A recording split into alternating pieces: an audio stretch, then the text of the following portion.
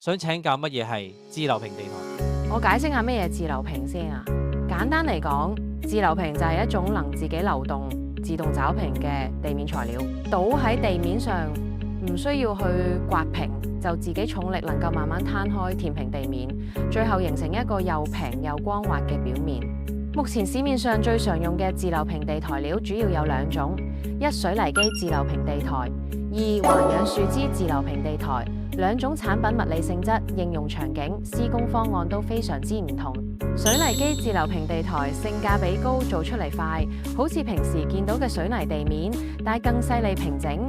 佢嘅優點：硬度高、耐用、防水性 OK， 可做面層裝飾地台，有唔同顏色選擇，亦都可以作為底層材料，直接喺上面鋪瓷磚或者地板嘅裝飾面，適合地方、客廳、臥室、車庫、辦公室等大多數室內外區域。咁環氧樹脂材料又有咩唔同呢？環氧樹脂自流平地台以環氧樹脂為主要成分，搭配固化劑、稀釋劑、填料等組成，屬於有機材料。佢嘅核心特點：地台表面光滑，裝飾性強，可製成多種顏色或圖案，而且耐酸鹼、耐腐蝕、耐磨性能優異，容易清潔。通常應用喺廠房、實驗室、食品加工廠等，對地面防腐蝕、清潔度要求極高場所、車庫、展示廳或者屋企追求華麗嘅客廳、走廊等需要美觀與耐用兼具嘅地面。比起普通嘅水泥地台，自流平地台有乜好處呢？自流平地台嘅好處都唔少。第一，能形成非常平整嘅表面，避免傳統地面材料高低不平問題，美觀精緻。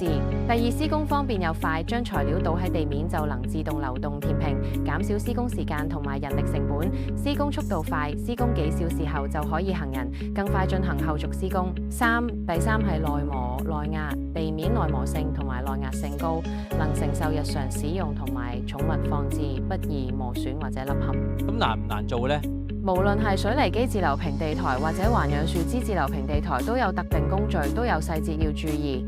而且做自流平之前，機材都要做準備功夫嘅。我之後會有短片講解做自流平工序同埋施工嘅時候避慳嘅提示。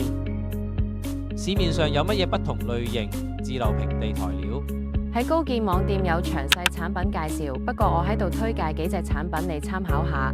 挑選產品嘅時候，注意地台本身容許嘅厚度。我先介紹底層水泥基自流平地台料。第一個就係自流平發明廠家德國亞地斯，香港、澳門都有唔少出名嘅建築物都有用佢哋嘅自流平，例如中央郵件中心、理工大學、賽馬會、創新樓、香港藝術館、澳門協和醫院等等。跟住係意大利馬貝 Novaplan DA， 可以做1到10毫米厚，性價比好高。仲有大品牌西卡 Sikafloor 357，可做5到50毫米地台。至於面層自流平，有亞地斯 K380，彩色高強度低收縮面層自流平，單層施工厚度3至10毫米。仲有意大利馬貝 Ultraplan Max， 可做3到40毫米地台。